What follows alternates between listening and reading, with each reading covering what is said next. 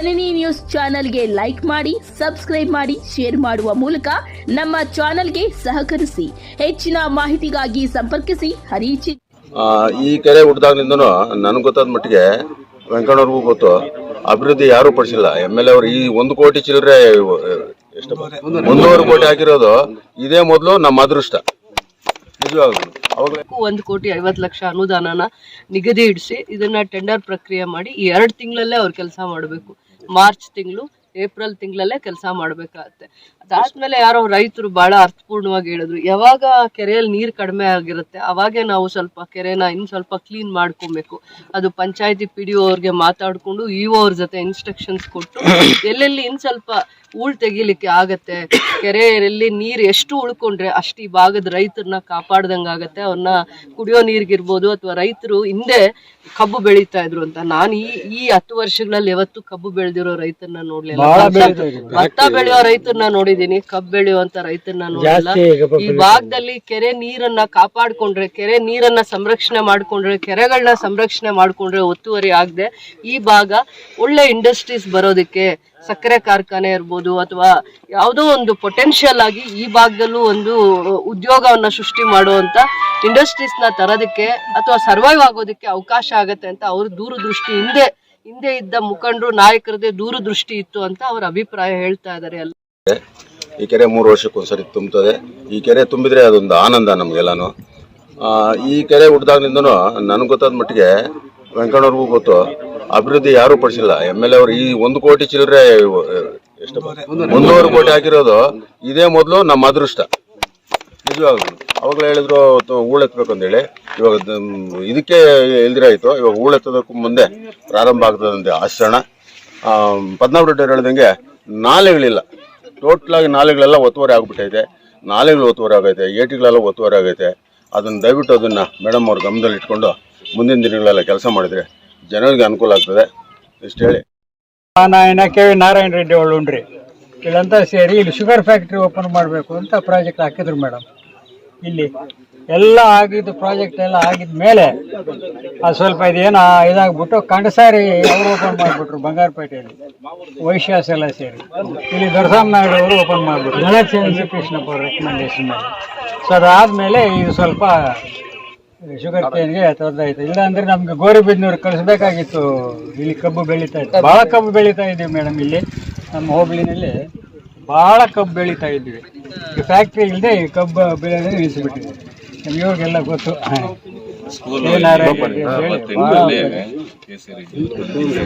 ಇಷ್ಟು ಮಾತ್ರ ನೀರಿರೋ ಕೆರೆ ನಮ್ಮ ವಿಜಯಪುರ ತಾಲೂಕಿನಲ್ಲಿ ಯಾವುದೂ ಇಲ್ಲ.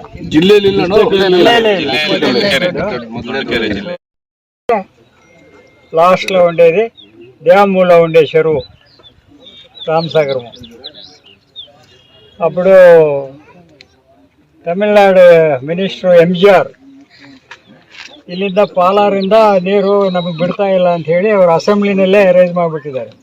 ತಮಿಳ್ನಾಡು MLA ಈ చెరువు ನೀರು ಹಿಡ್ಕೊಂಡ ಇದಕ್ಕರ್ತಾ ಉಂಡಾರು. ಆವಾಗ ನಮ್ಮ ಮಾವ ಅವರು PWD ಸೆಕ್ರೆಟರಿ ಆಗಿದ್ದರು, ದೇವೇಗೌಡರು ಮಿನಿಸ್ಟರ್ ಆಗಿದ್ದರು. ಅವ್ರಿಗೆ ನೋಟಿಸ್ ಬಂದಿದೆ, ಈ ಕಡೆ ಏನು ಅಭಿವೃದ್ಧಿ ಪಡಿಸಬಾರ್ದು, ಹಂಗೆ ಇರಬೇಕು, ಇಲ್ಲಾಂದರೆ ನಮಗೆ ನೀರು ಬರೋಲ್ಲ ಪಾಲಾರಿಂದ ವಯ ಶಾಂತಿಪುರಮು ಎಂಬೂರ ಮೇಲೆ ಅಂಥೇಳಿ ಅಲ್ಲಿ ರೈಸ್ ಮಾಡಿದ್ದಕ್ಕೆ ಅದು ನೋಟಿಸ್ ಬಂದ ಮೇಲೆ ಅವರು ಇನ್ಸ್ಪೆಕ್ಷನ್ ಬಂದರು. ಇನ್ಸ್ಪೆಕ್ಷನ್ ಬಂದರೆ ಅವರು ಸೇಫಾಗಿ ಎಲ್ಲ ಬರೆದು ಕಳಿಸ್ಬಿಟ್ರು. ಸ್ವಲ್ಪ ತಳಕ್ ಹೋಗುತ್ತೆ, ಕುಡಿಯೋ ನೀರಿಗೆ ಅಭಾವ ಆಗುತ್ತೆ.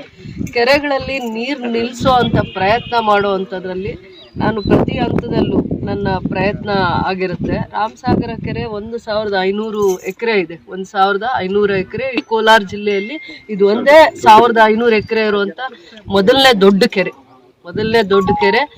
ನಂದಿ ಬೆಟ್ಟದಲ್ಲಿ ಬರೋವಂಥ ಪಾಲಾರ್ ನದಿಯಿಂದ ಅಲ್ಲಿಂದ ರಾಜ್ ಕಾಲುವೆಗಳ ಮುಖಾಂತರ ಈ ಕೆರೆ ತುಂಬ್ತಾ ಇದ್ದಿದ್ದು. ಈ ಕೆರೆ ಬರೀ ರಾಮಸಾಗರ ಪಂಚಾಯತಿಗೂ ಅಥವಾ ರಾಮಸಾಗರಕ್ಕೆ ಸುತ್ತಮುತ್ತೂರು ಹಳ್ಳಿಗಳಿಗೆ ಅಲ್ಲ, ಕಂಗಾಂಡ್ಲಹಳ್ಳಿ ಪಂಚಾಯತಿ ಇರ್ಬೋದು, ಈ ಕಡೆ ಶ್ರೀನಿವಾಸಂದ್ರ ಪಂಚಾಯತಿ ಇರ್ಬೋದು, ಅದೇ ರೀತಿ ದಾರಿ ಮಾರ್ಗವಾಗಿ ಹೋಗುವಾಗ ಜಕ್ಕಾಸ್ಕುಪ್ಪ ಪಂಚಾಯತಿ ಮಾರ್ಗವಾಗಿ ಶಾಂತಿಪುರಕ್ಕೆ ಸೇರ್ತಾ ಇದ್ದು.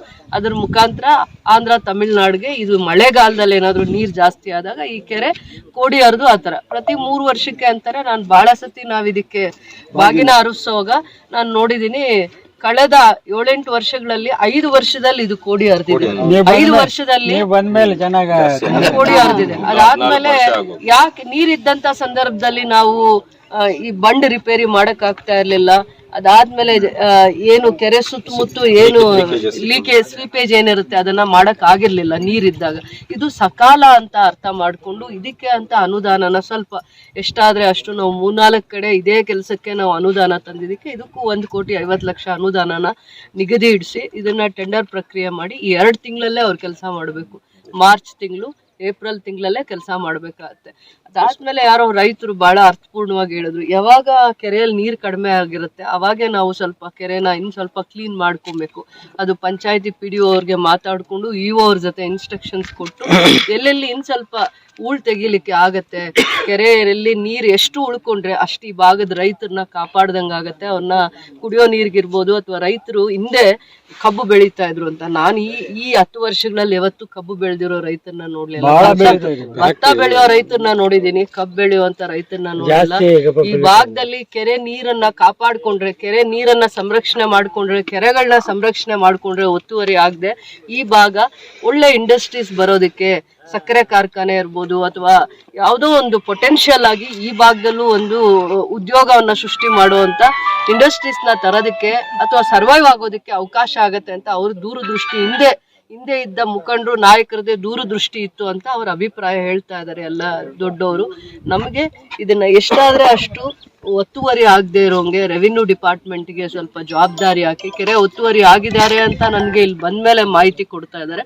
ಕೆರೆ ರಾಮಸಾಗರ ಕೆರೆ ಇವತ್ತು ನಾವು ಯಾಕೆ ರಕ್ಷಣೆ ಮಾಡಬೇಕು ಅಂತಂದ್ರೆ ಮುಂದಿನ ದಿನಗಳಲ್ಲಿ ನೀರಿದ್ರೇನೆ, ನೀರೇ ಮೂಲಭೂತವಾಗಿರ್ಬೇಕಾಗಿರುವಂಥದ್ದು. ನೀರ್ನ ನಾವು ಪ್ರತಿಯೊಬ್ಬರಿಗೂ ಕೊಡ್ಬೇಕಂದ್ರೆ ಮಳೆಗಾಲದಲ್ಲಿ ಬರುವಂತ ನೀರು ಅಥವಾ ಪಾಲಾರ್ ನದಿ ಮುಖಾಂತರ ಹರಿದು ಬರುವಂತ ನೀರು ಬೇರೆ ನಮಗ್ ನದಿ ಯಾವ್ದು ಹರಿಯಲ್ಲ. ಇಲ್ಲಿ ಕೋಲಾರ ಜಿಲ್ಲೆಗಾಗ್ಲಿ ಚಿಕ್ಕಬಳ್ಳಾಪುರ ಜಿಲ್ಲೆಗಾಗ್ಲಿ ಯಾವ್ದು ನದಿಗಳು ಹರಿಯಲ್ಲ. ಬರುವಂತ ನೀರ್ನ, ಮಳೆಗಾಲದ ನೀರನ್ನ ಕಾಪಾಡ್ಕೊಳ್ಳೋದಕ್ಕೆ ಕೆರೆ ಅಚ್ಚುಕಟ್ಟನ್ನ ಏನ್ ಮಾಡ್ಕೋಬೇಕು, ಅದನ್ನ ಯಾವ ರೀತಿ ಕಾಪಾಡ್ಕೋಬೇಕು, ಮತ್ತೆ ಸೀಪೇಜಸ್ ಎಲ್ಲೆಲ್ಲಿದೆ ಅದನ್ನ ಯಾವ ರೀತಿ ಸರಿ ಮಾಡ್ಕೋಬೇಕು, ಟೆಕ್ನಿಕಲ್ ಆಗಿರ್ಬೋದು, ಮತ್ತೆ ಇಲಾಖೆ ಮುಖಾಂತರ ಕೆಲವೊಂದೆಲ್ಲಾನು ಇನ್ಸ್ಪೆಕ್ಷನ್ಸ್ ಮಾಡಿಸಿ ಆ ಕೆಲಸಗಳನ್ನ ಮಾಡ್ಬೇಕು. ಪಂಚಾಯತಿ ಕಡೆಯಿಂದ ಕೆಲಸ ಏನ್ ಮಾಡಬೇಕು. ಕೆರೆನ ಒತ್ತುವರಿ ಆಗ್ಲೇಬಾರ್ದು ಅಂತ ಎಲ್ಲ ಜನಸಾಮಾನ್ಯರು ನಾವ್ ಯಾರಿದ್ದೀರಾ, ರೈತರಿದ್ದೀರಾ ಅವರೆಲ್ಲ ಅರ್ಥ ಮಾಡ್ಕೊಂಡು ಇದು ಕೆರೆ ಎಲ್ರೂ ಸೊತ್ತು, ಈ ಇಡೀ ಕ್ಷೇತ್ರದ ನಾಡಿನ ಈ ಪಂಚಾಯತಿಯ ಸೊತ್ತಾಗಿರೋದ್ರಿಂದ ಅದನ್ನ ಕಾಪಾಡ್ಕೊಳ್ಳೋದು ನಮ್ಮೆಲ್ಲರದು ಧರ್ಮ. ಆಮೇಲೆ ಹೇಳ್ತಾ ಇದ್ರು ಈ ನೀರು ಅಧಿಯೋಗ ಎಷ್ಟು ರೈತರಿಗೆ ಅನುಕೂಲ ಆಗುತ್ತೆ ಅಂದ್ರೆ ನಾಲೆಗಳಿದಾವೆ ಅಂತ ಹೇಳ್ತಾ ಇದಾರೆ. ಆ ನಾಲೆಗಳು 3 ಕಿಲೋಮೀಟರ್, 4 ಕಿಲೋಮೀಟರ್, 7 ಕಿಲೋಮೀಟರ್ ಉದ್ದಕ್ಕಿದೆ ಅಂತ ಹೇಳ್ತಾ ಇದಾರೆ. ಅದು ಕೆಲವೊಂದ್ ಜಾಗದಲ್ಲಿ ಒತ್ತುವರಿ ಆಗಿದೆ ಅಂತ ಹೇಳ್ತಾ ಇದಾರೆ. ಅದನ್ನ ಒತ್ತುವರಿ ತೆರವು ಮಾಡಿದ್ರು ಕೂಡ ಬಹಳ ಜನ ರೈತರಿಗೆ ಅನುಕೂಲ ಆಗತ್ತೆ, ಯೋಗ್ಯವಾಗಿ ಅನುಕೂಲ ಆಗತ್ತೆ ಅಂತ ಅಂದ್ಬಿಟ್ಟು. ನೀರಿನ ಅಭಾವ ನೋಡಿರೋರು, ಬೇಸಿಗೆಯಲ್ಲಿ ನಾವು ಬರಗಾಲನ ಎದುರಿಸಿರುವಂತವ್ರು, ಬೇರೆ ಯಾವುದು ನಮ್ಗೆ ನದಿ ಮೂಲ ಇಲ್ಲದೆ ಇರೋದ್ರಿಂದ ದೇವ್ರು ಕೊಟ್ಟಿರೋ ವರ ಏನಂದ್ರೆ ಕೆರೆಗಳು. ಅದರಲ್ಲಿ 2 ದೊಡ್ಡ ಕೆರೆಗಳು KGF ಕ್ಷೇತ್ರದಲ್ಲಿ ವಿಶೇಷವಾಗಿದೆ. ಮಳೆ ಬರುವಂತ ಸಂದರ್ಭಕ್ಕೆ ಮುಂಚೆ ನಾವು ಬೇತ್ಮಂಗ್ಲ ಕೆರೆ ಆಗಿರ್ಬೋದು, ರಾಮಸಾಗರ ಕೆರೆ ಆಗಿರ್ಬೋದು ಒಂದು ಕಾಪಾಡ್ಕೊಳ್ಳೋ ಅಂಥದ್ದೇ ನಮ್ಮ ಜವಾಬ್ದಾರಿ ಆಗಿರುತ್ತೆ. ರೈತರ ಒಂದು ಮನಸ್ಸಿನಲ್ಲಿ ಅವರ ಬೇಡಿಕೆ ಕೂಡ ಅದಾಗಿದ್ರಿಂದ ಅದನ್ನ ಇನ್ನೂ ಇವಾಗ ತಂದಿರೋ ಅನುದಾನ ನನಗೆ ಏನು ಸಮಾಧಾನ ಇಲ್ಲ. 1,50,00,000 ಎಲ್ಲ ಕೆಲಸ ಆಗತ್ತೆ ಅಂತ ನಾನು ಒಪ್ಕೊಂಡು ಕೂಡ ಇಲ್ಲಿಂದ ಹೋಗಲ್ಲ. ಯಾವಾಗೂ ನಾವು ಅನುದಾನ ಹಾಕಿರ್ಲಿಲ್ಲ, ಯಾಕಂದ್ರೆ ಯಾವಾಗ್ಲೂ ನೀರ್ ಇರ್ತಿತ್ತು, ಕೆರೆ ತುಂಬಿ ತುಳುಕ್ತಾ ಇತ್ತು, ಕೋಡಿ ಹೋಗ್ತಾ ಇತ್ತು. 6 ವರ್ಷಗಳ ಕಾಲ ನಾನೇ ಬಾಗಿನ ಬಿಡಕ್ಕೆ ಬಂದಿದ್ದೀನಿ. ಇವಾಗ ನಾವು ನೋಡಿದಾಗ ನೀರು ಕಡಿಮೆ ಆಗಿದೆ, ಸುತ್ತು ನೋಡಿದಾಗ ಏನೇನೆಲ್ಲ ಮಾಡ್ಬೋದು ಅಂತ ಇಂಜಿನಿಯರ್ ಸೆಕ್ಷನ್ ನಿಂದ, ಟೆಕ್ನಿಕಲ್ ಸೆಕ್ಷನ್ ಇಂದ ಇನ್ನೂ ಮಾಹಿತಿ ತಗೊಂತೀನಿ. ಇವತ್ತು ಹಾಕಿರೋ 1,50,00,000 ಸಮಾಧಾನವಾಗಿ ಪೂಜೆ ಮಾಡ್ಕೊಂಡು ಹೋಗಕ್ ಬಂದಿಲ್ಲ. ಮುಂದೆ ಈ ಕೆರೆನ ನಾನು ಯಾವ ರೀತಿ ಅಭಿವೃದ್ಧಿ ಮಾಡಬೇಕು, ಯಾವ್ಯಾವ ಅನುದಾನ ತರಬೇಕು, ಸರ್ಕಾರದ ಎಷ್ಟು ತರಕ್ಕಾಗತ್ತೆ, ಬೇರೆ ಅನುದಾನ ಯಾವ ರೀತಿ ತರಕ್ಕಾಗತ್ತೆ ಅಂತ ದೂರದೃಷ್ಟಿ ಇಟ್ಕೊಂಡು ಹೋಗ್ತಾ ಇಲ್ಲಿ ಸ್ಥಳೀಯವಾಗಿರುವಂತ ಬೆಳಗ್ಗೆನೆ ಪೂಜೆ 10 ಗಂಟೆಗೆ ಬಂದಾಗ ಇಡೀ ಹಳ್ಳಿಯಲ್ಲಿ ಮತ್ತೆ ಇಡೀ ನನ್ನ ಕ್ಷೇತ್ರದ ಮುಖಂಡರು ಈ ಭಾಗದಲ್ಲಿ ಬಂದಾಗ ಅವ್ರು ಹೇಳಿದ್ದು ಇನ್ನೂ ಏನೇನು ನನಗೆ ಹೇಳಿದ್ದಾರೆ. ಆ ಮಾರ್ಗದರ್ಶನನೂ ಕೂಡ ನನ್ನ ಗಮನದಲ್ಲಿ ಇಟ್ಕೊಂಡು ರಾಮಸಾಗರ ಕೆರೆ ಚರಿತ್ರೆ ಇರುವಂತ ಕೆರೆ, ಹತ್ತಿರದಲ್ಲಿ ದೇವಸ್ಥಾನ ಇದೆ, ಎಲ್ಲಿ ದೇವಮೂಲೆ ಇರುತ್ತೆ ಅಲ್ಲಿ ನೀರಿದ್ದು ಅದಕ್ಕೆ ಎದುರುಗಡೆ ದೇವರಿದ್ದಾಗ ಚನ್ನಕೇಶ್ವರ ದೇವಸ್ಥಾನ ಇದೆ, ಈಶ್ವರ ದೇವಸ್ಥಾನ ಇದೆ. ಮೊನ್ನೆ ಶಿವರಾತ್ರಿ ಹಬ್ಬ ಆಚರಣೆ ಮಾಡಿ ಇವತ್ತು ಇದು ಒಂದು ಸಂಕಲ್ಪ ಮಾಡಿದೀವಿ. ನಾವು ದೇವಸ್ಥಾನಕ್ಕೂ ನನಗೆ ಆ ಭಕ್ತಿ ಇದೆ, ಅದಕ್ಕಿಂತ ಹೆಚ್ಚಿಗೆ ನಾವು ರೈತರನ್ನ ಕಾಪಾಡುವಂತ ಕೆರೆಗಳನ್ನ ಬಡವರಿಗೆ ಯಾವುದೋ ರೀತಿ ನೀರಿನ ಮೂಲ ಆಗಿರುವಂತ ಕೆರೆಗಳನ್ನ ಕಾಪಾಡುವಂಥದ್ದು ನಮ್ಮೆಲ್ಲರ ಆದ್ಯತೆ ಕರ್ತವ್ಯ ಆಗಿರೋದ್ರಿಂದ ಇದನ್ನ ಹೆಚ್ಚು ಹೆಚ್ಚು ಅನುದಾನ ತಂದು ಕಾಪಾಡ್ಕೊಳ್ಳುವಂತ ಜವಾಬ್ದಾರಿ ಕೆಲಸ ನಾನು ಮಾಡ್ತೀನಿ ಅಂತ ನಿಮ್ಮೆಲ್ರಿಗೂ ಮಾತು ಕೊಡ್ತಾ ಒಂದ್ ನಿಮಿಷ, ನೀವು ಸುಮ್ಮನೆ ರೆವಿನ್ಯೂ ಡಿಪಾರ್ಟ್ಮೆಂಟ್ ಕೆಲಸ ನೀವು ಮಾಡಕ್ ಆಗಲ್ಲ. ನಿಮ್ ಜಾಗನ ನಿಮ್ ಜೊತೆಯಲ್ಲಿರೋ ರೈತರು ಅಥವಾ ಇವರಲ್ಲಿರೋ ರೈತರು ಒತ್ತುವರಿ ಆಗಿದ್ದಾರೆ, ಆ ಕೆಲಸ ನೀವು ಮಾಡಕ್ಕಾಗಲ್ಲ. ರೆವಿನ್ಯೂ ಡಿಪಾರ್ಟ್ಮೆಂಟ್ ಬಂದು ಜಾಗ 2 ಎಕರೆ ಗುರ್ತಿಸಿದ್ದಾರೆ, ಅದನ್ನ ತೆರವು ಮಾಡ್ಬೇಕು ಅಂತ ನೀವು ಜಾಗ ಗುರ್ತಿಸಿದ್ದಾರೆ, ತೆರವು ಮಾಡಿ ಪಂಚಾಯತ್ ಅಡ್ರೆಸ್ ಮಾಡಿ ಕೊಡ್ಬೇಕು ಸ್ಮಶಾನ ಜಾಗ, ಹೌದಲ್ವಾ? ಜಾಗ ಯಾವ್ದು ಅದು ಮಾಡ್ಬಿಡ್ಬೇಕು, ಹೌದಲ್ಲ? ನೀರ್ యాడ రెవెన్యూ డిపార్ట్మెంట్ వాళ్ళు తహసీల్దారు ఆర్ఐఓ వచ్చి ఆ జాగా ఇచ్చిన్నారు, అది మీకు యోగ్యంగా ఉందా? ఫస్ట్ అది చెప్పండి. ಅದು ಯೋಗ್ಯವಾಗಿದ್ಯಾ? ಯಾವ್ದು ರೆವಿನ್ಯೂ ಡಿಪಾರ್ಟ್ಮೆಂಟ್ ಅವ್ರು ಬಂದು ಇದು ಸ್ಮಶಾನಕ್ಕೆ ಜಾಗ ಇದೆ ಅವ್ರ ಜವಾಬ್ದಾರಿ ಆಗತ್ತೆ. ಒತ್ತಿದ್ರೆ ಬಿಡಿಸ್ತಾರೆ. ಯಾರೋ ನಿಮ್ಮಲ್ಲೇ ಇದೇ ಊರಲ್ಲಿರೋ ರೈತರು ಪಕ್ಕದಲ್ಲಿರುವಂತ ರೈತರು ಒತ್ತುವರಿ ಆಗಿದ್ದಾರೆ, ಅವ್ರಿಗೆ ಅರ್ಥ ಮಾಡಿಸಿ ಬಿಡಿಸೋದು.